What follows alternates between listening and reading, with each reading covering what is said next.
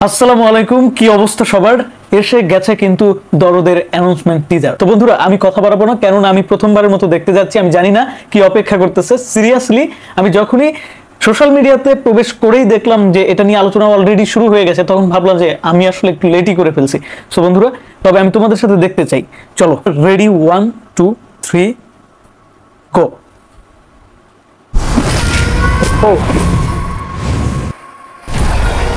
Wait wait wait wait, কি ছিল এটা? কি ছিল? আমার আবার দেখতে হবে। এটা কি শাকিব খানের অ্যাকশন সিনেমা? মানে না, মানে এটা কি শাকিব খানের cinema? Wait wait wait wait, আবার দেখতেছি। আরে ভাই, আমি দুলু মিয়া। আমার বউয়ের মুখে হাসি দেখার জন্য আমি 1000টা খুন করতে পারি। কি ডায়লগ রে ভাই! বউয়ের মুখে হাসি দেখার জন্য 1000টা খুন করতে পারে।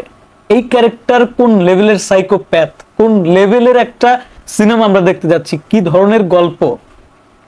এই একটা ডায়লগই যথেষ্ট এই সিনেমা দেখার যে আগ্রহ সেটা জাগানোর জন্য। আমি বিশ্বাস করতেছি অলরেডি আমার মধ্যে অন্যরকম একটা গুজবাম কাজ করতেছে ডায়লগ শুই না। যাই হোক, আর যে অ্যাকশন সিনটা দেখলাম ভাই, অ্যাকশনের মতো অ্যাকশন একটা থাকলেই চলে। ঠিক আছে, একটা দুইটা সিন এরকম হইলেই চলে। সিরিয়াসলি বাংলা সিনেমায় এই ধরনের অ্যাকশন এর আগে শাকিব খানকে আমি করতে দেখি নাই।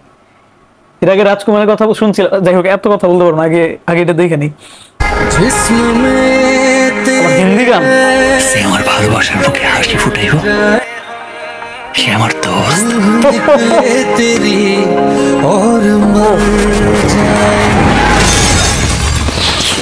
আর সে হাসি কায়রা নিব,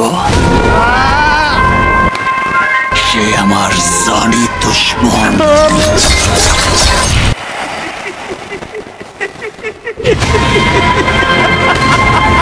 ভাই সিরিয়াসলি বলতেছি, এই সিনেমা যেদিন রিলিজ হবে ওই দিনই বাংলাদেশে ঈদ লেগে যাবে।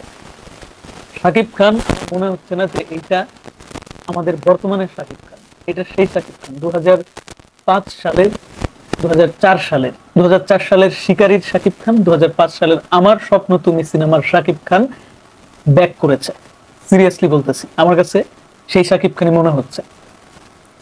এই যে তার যে কথা বলার ধরন, যেভাবে কথা বলতেছে, যে একটা অন্যরকম একটা ভাই পাওয়া যাচ্ছে, আঞ্চলিকতা, এই শাকিব খান, এই যে ডায়লগের যে সিস্টেম, ভাই আমি কথা বলতে পারছি শিওর শিওর এই সিনেমা অন্য লেভেলে চলে যাচ্ছে। এই সিনেমা অন্যরকম একটা হিট সিনেমা হতে যাচ্ছে। তুফানের রেকর্ড ব্রেক করে দিবে, জাস্ট শুধু যদি দেশের অবস্থা ঠিকঠাক থাকে। আমি বলতেছি, কি টিজার বানাইছে ভাই, কি টিজার বানাইছে! অনন্য Mamun, salute salute. Sorry for অনেক কথা বলার জন্য। যাই হোক,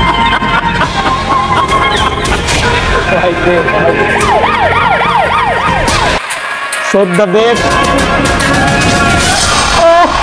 শালা সেদিন ভেবেছিলাম তুই জোকার, কিন্তু এখন দেখছি তুই হচ্ছিস জোকার বার। আরে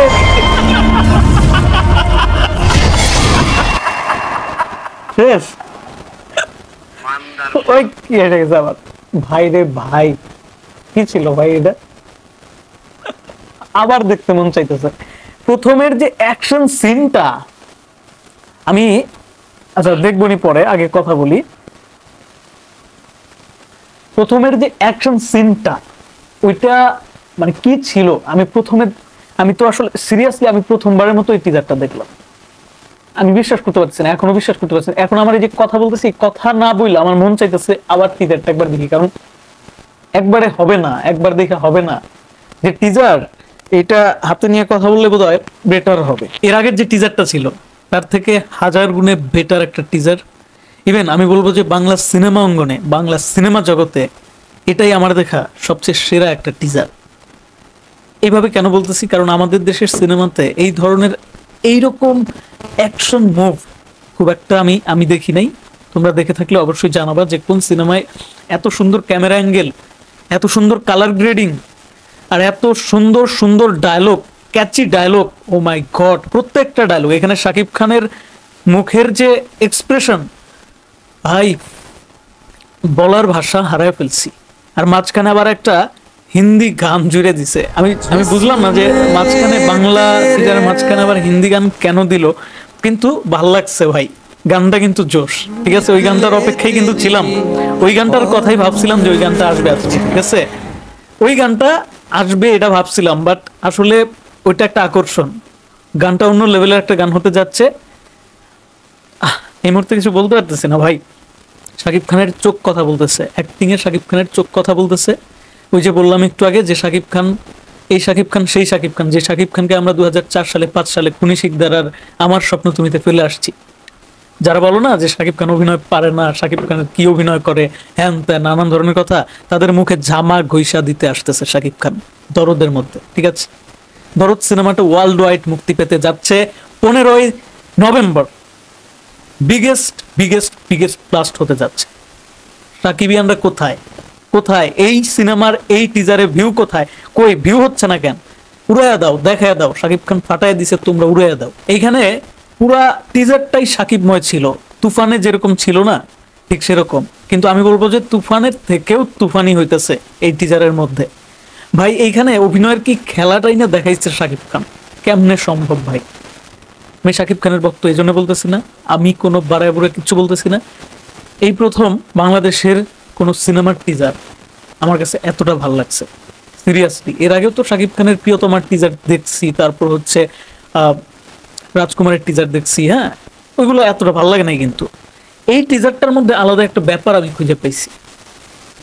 ডায়লগগুলা, শাকিব খানের প্রত্যেকটা মুভমেন্ট, শাকিব খানের এক্সপ্রেশনগুলা, এছাড়াও লাস্টে যে একজনের ডায়লগটা, ওইটা মেবি ওই যে রাজেশ শর্মা দিয়েছেন। রাজেশ শর্মা খুব ভালো একজন অ্যাক্টর, MS ধোনিতে কাজ করেছিলেন উনি, ওই যে কোচের ভূমিকায়, হ্যাঁ, ওনার ডায়লগ মনে হইলো, কণ্ঠটা শুনে মনে হইলো। আর মাঝখানে মোহাম্মদ ইরফানের গান, আর শাকিব খানের সাথে সোনাল চৌহানকে তো দুর্দান্ত লাগছেই।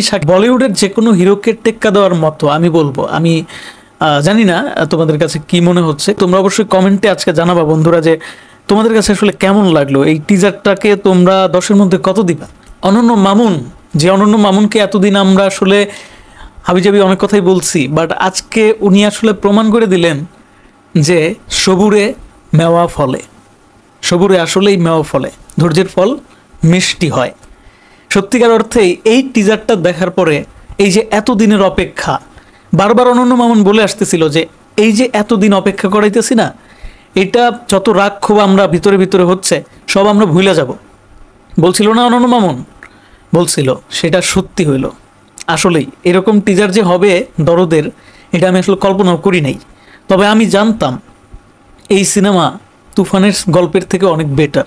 এই সিনেমাটা আবার এই যে ভিডিও অন হয়ে গেছে, সরি, এই সিনেমাটা তুফান সিনেমার চেয়েও বেটার কিছু প্রোভাইড করবে দর্শকদের। দর্শকরা তো খুঁজেই একটা ভালো গল্পের সিনেমা, সো সেইটাই এই সিনেমা।